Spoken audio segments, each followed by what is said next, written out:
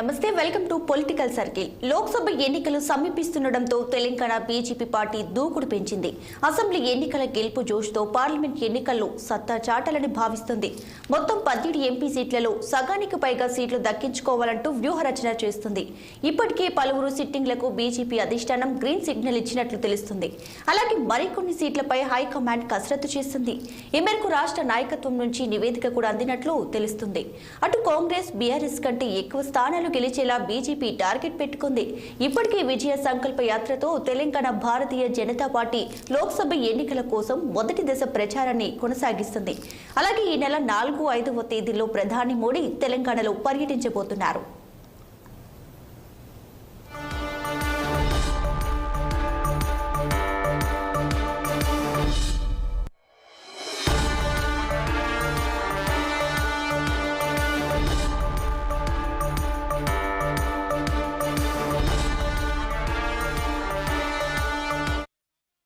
ఇక దీనిపై మరింత సమాచారం మా ప్రతినిధి మాధవి అందిస్తారు. మనం బీజేపీ స్టేట్ ఆఫీస్లో ఉన్నాము. బీజేపీ మాత్రం తెలంగాణ నుంచి దూకుడు ప్రదర్శిస్తుంది. గత గురువారము ఢిల్లీ వెళ్ళిన నేతలంతా కూడా 10 గంటల 50 నిమిషాలకు రాత్రి 10 గంటల 50 నిమిషాల నుంచి ప్రారంభమైన ఆ సమావేశము దాదాపుగా 4 గంటల పాటు కొనసాగింది. 4 గంటల తర్వాత సుదీర్ఘ చర్చ అనంతరం అందులో ఇక్కడ నుంచి మన తెలంగాణ నుండి బండి సంజయ్, అలాగే కిషన్ రెడ్డి, డికే అరుణ, లక్ష్మణ్ వెళ్ళారు. అక్కడ నుంచి సుదీర్ఘ చర్చల అనంతరం అంటే పలు రాష్ట్రాల నుంచి నాయకత్వం అంతా కూడా ఢిల్లీ వెళ్ళడం జరిగింది. అక్కడ నుంచి వారు ఏదైతే నాయకత్వాన్ని వహిస్తున్నారో అక్కడ దాని తర్వాత కూడా వారు వారి దగ్గర ఉన్న అభ్యర్థుల లిస్టుని తీసుకోవడం జరిగింది. ఆ జాబితా ప్రకారంగా కోర్ కమిటీ మెంబర్స్ అందరితో పాటు కూడా వారు చర్చించడం జరిగింది. ఆ కోర్ కమిటీ మెంబర్స్తో పాటు చర్చించిన తర్వాత మనకైతే తెలంగాణ నుండి చూసుకున్నట్లయితే దాదాపుగా కొంతమంది పేర్లు అయితే ఖరారైనట్లుగా తెలుస్తుంది. అందులో ముఖ్యంగా సిట్టింగ్ ఎవరైతే ఉన్నారో సిట్టింగ్ మన సికింద్రాబాద్ నుంచి కిషన్ రెడ్డి, అలాగే కరీంనగర్ నుండి బండి సంజయ్, నిజామాబాద్ నుంచి ధర్మపురి అరవింద్, ఇలా వీరి 3 పేర్లు మాత్రం ఖరారయ్యి దాని తర్వాత బీఆర్ఎస్ నుంచి సిట్టింగ్ ఎంపీగా ఉన్న నాగర్ కర్నూలుకి చెందిన రాములు బీజేపీ కండువా కప్పుకోవడం జరిగింది. వారి కుమారుడికి పోతుగంటి రాములకి కూడా సీట్ కన్ఫర్మ్ అయినట్లుగా తెలుస్తుంది. అలాగే చేవెళ్ల నుండి కొండ విశ్వేశ్వరరెడ్డి, భువనగిరి నుంచి బూర నరసయ్య గౌడ్కి ఈ జాబితా అయితే మనకు రేపు విడుదలయ్యే అవకాశం అయితే కనిపిస్తుంది. ఇందులో భాగంగానే ఈరోజు విజయ సంకల్ప యాత్ర ముగించబోతున్న సందర్భంగా కూడా మోడీ ఏవేవైతే ప్రధాన కార్యక్రమాలు చేశారో, పథకాలు ఏవేవైతే విడుదల చేశారో ఆ విడుదల చేసిన ఈ జాబితా అంతా కూడా మన దగ్గర ఉంది. జన్ధన్ ఖాతాల ద్వారా బ్యాంకింగ్ సౌకర్యం పొందిన 51 కోట్ల మంది ప్రజలు, అలాగే ఎంతో అంటే మరలా కూడా మోడీ వచ్చినట్లయితే తప్పకుండా భారతదేశం అభివృద్ధి పదంలోకి వెళ్తుంది. ఈవెన్ తెలంగాణ ఇప్పుడు కాంగ్రెస్ నడుస్తున్న ఈ నేపథ్యంలో తెలంగాణలో కాంగ్రెస్ ప్రభుత్వం ఉన్నా కానీ కేంద్రం నుంచి ఎప్పుడైతే మనకు నిధులు రావాలన్నా కానీ తప్పకుండా మోడీ సర్కారు ఉంటేనే ఆ నిధుల సంక్షేమం అనేది బయటకి వస్తుంది, నిధులు అనేవి రావడం జరుగుతుంది. మనకేంటంటే ఇక్కడ ఏదున్నా సరే అంటే ఇంతకుముందు గత ప్రభుత్వం అయితే దాదాపుగా 7 లక్షల కోట్ల అప్పును మిగిల్చిపోయింది. అయినా సరే ఇప్పుడు నెక్స్ట్ గవర్నమెంట్కి అంటే కేంద్రంలో అయితే సెంట్రల్లో మనకి ప్రధానమంత్రి నరేంద్ర మోడీనే మళ్ళీ హ్యాట్రిక్ సాధించి 3వ విజయం సాధించినట్లయితే తప్పకుండా కూడా 9 కోట్లు కాదు, 7 కోట్లు కాదు, 25 లక్షల కోట్లైనా సరే నిధులు విడుదల చేసి ఈ తెలంగాణ అభివృద్ధికి కానీ భారతదేశం అభివృద్ధికి కానీ వారు తోడ్పడతామని చెప్తున్నారు. ఈ పార్లమెంట్ ఎలక్షన్స్కి దానికి దీనికి చాలా తేడా కనిపిస్తుంది. ఎందుకంటే అప్పుడు భారతీయ జనతా పార్టీ అంటే ఒక భారతీయ జనతా పార్టీ ఉంది అన్నట్టుగానే ఉంది. కానీ ఇప్పుడు ఈ పార్లమెంట్ ఎలక్షన్స్కి మాత్రం ఒక ఊపుతో తెలంగాణ బీజేపీ భారతీయ జనతా పార్టీ ముందుకు వెళ్తుంది. అలాగే ఇప్పుడు రాబోతున్న 4, 5వ తేదీలలో మోడీ పర్యటన ఉన్న సందర్భంగా మోడీ రావడంతో మరికొంత ఉత్సాహాన్ని కూడా ప్రజల్లో నింపుకుంటారు అని చెప్పేసి చెప్పడం జరుగుతుంది. ఈ మోడీ రాకతో కూడా జనాలందరిలో కూడా మరొక కొత్త మార్పు కల్పించేసి భారతీయ జనతా పార్టీలో దాదాపు 12 నుంచి 14 సీట్లు ఎట్టకేలకు సాధించాలి అనేదే భారతీయ జనతా పార్టీ యొక్క ముఖ్య ఉద్దేశం. మనకి ఎవరైతే ఇంకా 17 మంది సిట్టింగ్ ఎంపీలు ఎవరైతే జాబితా రానుందో కొంతమంది జాబితా అయితే రేపు విడుదల చేయనున్నారు. దాని తర్వాత సెకండ్ సమావేశంలో కూడా మరికొంతమంది జాబితా విడుదల చేయనున్నారు. కాబట్టి మరి వేచి చూడాలి. మోడీ వచ్చిన తర్వాత మరి భారతీయ జనతా పార్టీ ఇంకెంత ముందుకు వెళ్తుంది, అసలు ఎన్ని సీట్లు సాధిస్తుంది అనేది మనం పార్లమెంట్ ఎలక్షన్స్ వరకు వేచి చూడాల్సి ఉంది. కెమెరామెన్ రవితో రిపోర్టర్ మాధవి. పార్లమెంట్ ఎన్నికల నోటిఫికేషన్ ఏ క్షణంలోనైనా విడుదల కానున్న నేపథ్యంలో తెలంగాణలో కాంగ్రెస్ పార్టీ అభ్యర్థుల కసరత్తు ముమ్మరం చేసింది. నిన్న రాత్రి ముఖ్యమంత్రి రేవంత్ రెడ్డి నివాసంలో కాంగ్రెస్ ఎన్నికల స్క్రీనింగ్ కమిటీ సమావేశం జరిగింది.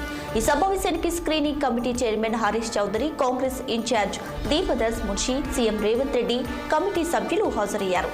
తెలంగాణలో మెజారిటీ స్థానాలు దక్కించుకునేందుకు ధీటైన అభ్యర్థులను బరిలోకి దింపాలని ఆలోచిస్తున్నారు. బీఆర్ఎస్ బీజేపీకి ఎలాంటి అవకాశాలు ఇవ్వకుండా కనీసం 12 స్థానాలను కైవసం చేసుకోవాలంటూ కాంగ్రెస్ భావిస్తుంది. గత నెలలో పీఈసీ ఇచ్చిన నివేదికపైన కమిటీ చర్చించింది. దాదాపు అభ్యర్థులు కూడా ఖరారైనట్లు సమాచారం. ఇక దీనికి సంబంధించి మరింత సమాచారం మా ప్రతినిధి శ్రీనివాస్ అందిస్తారు. ఈ నెల 2వ వారం తర్వాత పార్లమెంట్ ఎన్నికలకు సంబంధించిన నోటిఫికేషన్ ఎప్పుడైనా విడుదలయ్యే అవకాశం ఉన్న నేపథ్యంలో కాంగ్రెస్ పార్టీ సీరియస్గా ఫోకస్ పెట్టింది. ప్రధానంగా ఏదైతే మొత్తం 17 పార్లమెంట్ ఎన్నికలకు సంబంధించిన అభ్యర్థుల విషయంలో కసరత్తు సీరియస్గా చేస్తుంది. ఈ నేపథ్యంలోనే నిన్న రాత్రి ముఖ్యమంత్రి రేవంత్ రెడ్డి ఇంట్లో ఏదైతే కాంగ్రెస్ ఎన్నికల screening committee chairman Harish Chaudhary, అదేవిధంగా కాంగ్రెస్ ఇన్ఛార్జి దీపదాస మున్షి, ముఖ్యమంత్రి రేవంత్ రెడ్డితో పాటు ఎన్నికల కమిటీ సభ్యులు జిగ్నేష్ మెహానీ, రాహుల్ చౌదరి, అదేవిధంగా డిప్యూటీ సీఎం బట్టి విక్రమార్కతో పాటు మంత్రి ఉత్తమ్ కుమార్ రెడ్డి, అదేవిధంగా ఏదైతే శ్రీధర్ బాబు ఆధ్వర్యంలో ఏదైతే ఈ స్క్రీనింగ్ కమిటీ సమావేశం జరిగింది. ఈ సమావేశానికి సంబంధించి ప్రధానంగా 17 పార్లమెంటు స్థానాలకు సంబంధించిన అభ్యర్థుల విషయంలో సీరియస్గా అంటే ఫైనల్ చేయడానికి సీరియస్గా ఫోకస్ పెట్టిందని చెప్పొచ్చు. ఈ నేపథ్యంలోనే ఇప్పటికే ఏదైతే మహబూబ్నగర్కి సంబంధించిన పార్లమెంటు అభ్యర్థి విషయంలో మహబూబ్నగర్ సభలో ముఖ్యమంత్రి రేవంత్ రెడ్డి ఇప్పటికే చల్లా వంశీచంద్ర రెడ్డిని మహబూబ్నగర్ పార్లమెంట్ అభ్యర్థిగా బరిలో ఉంటాడంటూ కూడా ప్రకటించిన నేపథ్యంలో మిగతా 16 పార్లమెంటు స్థానాలకు సంబంధించి అయితే కాంగ్రెస్ అయితే సీరియస్గా ఫోకస్ పెట్టిందని చెప్పాలి. ఈ నేపథ్యంలోనే నిన్న జరిగిన స్క్రీనింగ్ కమిటీ సమావేశంలో ప్రధానంగా ప్రదేశ్ ఎన్నికల కమిటీ ఇచ్చిన ఏదైతే నివేదిక ప్రకారం ఆ నివేదికలో ఏదైతే ఇప్పటికే ప్రతి పార్లమెంటు నియోజకవర్గానికి సంబంధించి ముగ్గురు అభ్యర్థులకు సంబంధించిన లిస్టుని ఇచ్చిన నేపథ్యంలో ఆ ముగ్గురు అభ్యర్థుల్లో ఎవరు ముఖ్యంగా అంటే ఎవరు ప్రధానంగా వ్యక్తి, అదేవిధంగా ఎవరు బలమైన వ్యక్తి, ఏ అభ్యర్థికి టికెట్ ఇస్తే గెలుస్తాడు అనే అంశాలపై సీరియస్గా కసరత్తు అయితే చేస్తుంది. అదేవిధంగా ప్రధానంగా ఏదైతే ఇటు బీజేపీ పార్టీ కావచ్చు, అదేవిధంగా ఇటు బీఆర్ఎస్ పార్టీల అభ్యర్థుల్ని బలంగా ఢీకొనే అభ్యర్థులు ఎవరు అనే అంశాలపై కూడా సీరియస్గా కసరత్తు చేస్తుందని చెప్పొచ్చు. ఈ నేపథ్యంలోనే నిన్న రాత్రి జరిగిన సమావేశంలో సీరియస్గా చర్చించడం జరిగింది. అయితే మొత్తంగా ఒక కొలిక్కి అయితే తీసుకొచ్చిన పరిస్థితి అభ్యర్థుల విషయంలో ఫైనల్కి వచ్చినట్టు తెలుస్తుంది.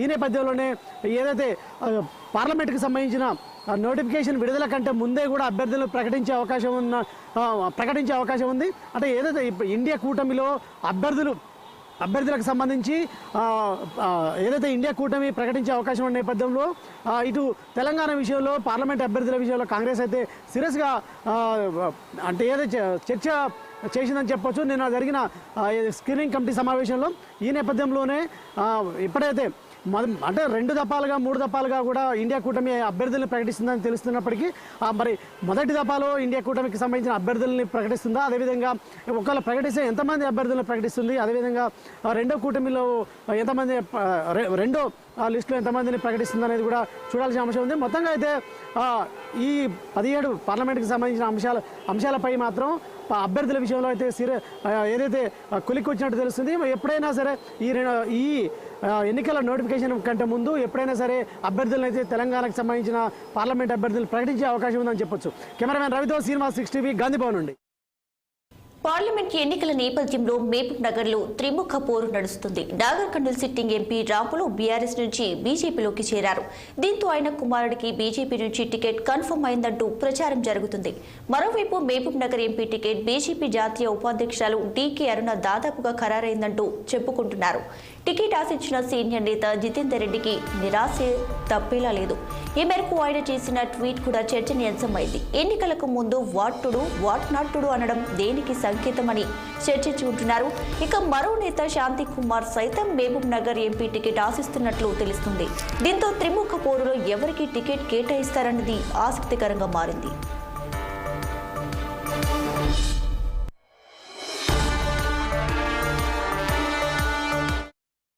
ఇక దీనిపై దీనిపై మరింత సమాచారం మా ప్రతినిధి రహీం అందిస్తారు.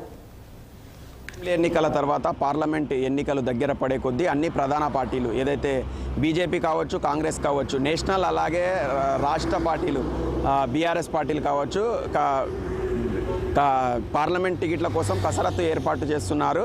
అయితే బీజేపీ విషయానికి వస్తే ఉమ్మడి మహబూబ్నగర్ జిల్లాలలో 2 పార్లమెంట్ సీట్లు ఉన్నాయి. ఒకటి మహబూబ్ నగర్, రెండవది నాగర్ కర్నూలు. నాగర్ కర్నూలు విషయానికి వస్తే బీజేపీ నుంచి బీఆర్ఎస్ను వీడి సిట్టింగ్ ఎంపీ బీఆర్ఎస్ను వీడి పొంగేరటి రాము వాళ్ళ కొడుకు భరత్ ఇద్దరు కలిసి మొన్న బీజేపీ జాతీయ ఉపాధ్యక్షురాలు డీకే అరుణ అలాగే కొంతమంది బీజేపీ నాయకులతో ఢిల్లీకి వెళ్ళి ఏదైతే బీజేపీ తీర్థం పుచ్చుకున్నారు. ఇప్పుడు కూడా ఏదైతే ఎంపీ రాములు వారి కొడుకు భరత్ నాగర్ కర్నూలు సీటు వస్తుందనే ఒక ధీమాతోనే ఈ యొక్క బీజేపీలో చేరారు. అయితే మహబూబ్నగర్ విషయానికి వస్తే మహబూబ్నగర్లో త్రిముఖ పోటీ నడుస్తుంది. ఒకటి బీజేపీ జాతీయ ఉపాధ్యక్షురాలు డీకే అరుణ, అలాగే మాజీ ఎంపీ జితేందర్ రెడ్డి, అలాగే రాష్ట్ర కోశాధికారి శాంతికుమార్. ముగ్గురు నాకు టికెట్ వస్తుందంటూ ముగ్గురు 3 వర్గాలు తయారు చేసుకుంటూ తిరుగుతున్నారు. జాతీయ ఉపాధ్యక్షురాలకు డీకే అరుణకు టికెట్ కన్ఫామ్ అయ్యిందని వారి వర్గం సంబరాలు జరుపుకుంటున్నారు.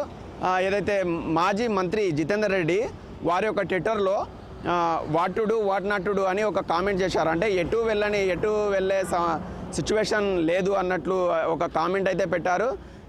రాష్ట్ర కోశాధికారి శాంతికుమార్ కూడా తన వర్గాన్ని తీసుకుంటూ సామాజిక కార్యక్రమాలు చేసుకుంటూ ముందుకు వెళ్తున్నాడు.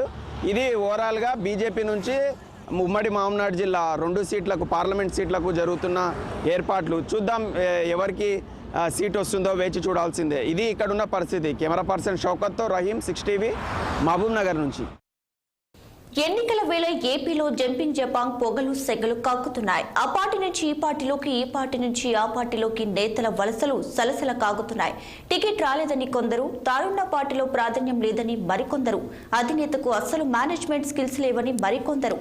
ఇలా ఎవరికి వారు అంచనాకు రావడం, జంప్ అవ్వడం ఇదే ఏపీలో పార్టీలకు బీపీని పెంచుతున్నాయి.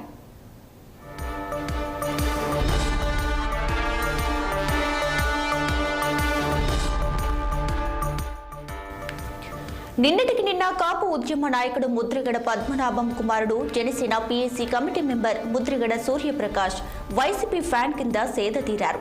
జనసేనకు ఓ స్ట్రక్చర్ లేదని, ఆ పార్టీ అధినేతకు క్లారిటీ లేదంటూ పవన్ కళ్యాణ్ ను తూర్పురపట్టారు. తాను ఎందుకు వైసీపీలోకి వస్తున్నారో విడమర్చి వివరించి చెప్పారు ఆయన. ఇక ఇవాళ మైలవరం వైసీపీ ఎమ్మెల్యే వసంత కృష్ణ ప్రసాద్ కూడా తెలుగుదేశం సైకిల్ ఎక్కారు. జగన్ క్లారిటీ లేదని, వైసీపీలో కన్ఫ్యూజన్ నెలకొందంటూ దుమ్మెత్తిపోశారు. చంద్రబాబును తాను తిట్టడం లేదని, జగన్ తనను దూరం పెట్టారంటూ మండిపడ్డారు. అందుకే వైసీపీకి దూరంగా ఉంటున్నారని, చంద్రబాబు నాయకత్వంలోనే ఏపీ డెవలప్మెంట్ సాధ్యమంటూ చెప్పుకొచ్చారు.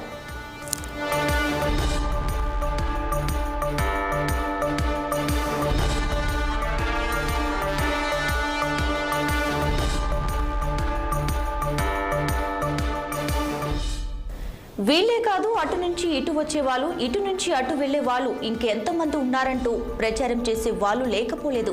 వైసీపీ, టీడీపీ, జనసేన మధ్యలో బీజేపీ కమలం కలవరం మాటల్లో చెప్పలేనిది. వచ్చే వాళ్ళు లేరు, ఆ పార్టీ నుంచి వెళ్లేవారు కూడా లేరు.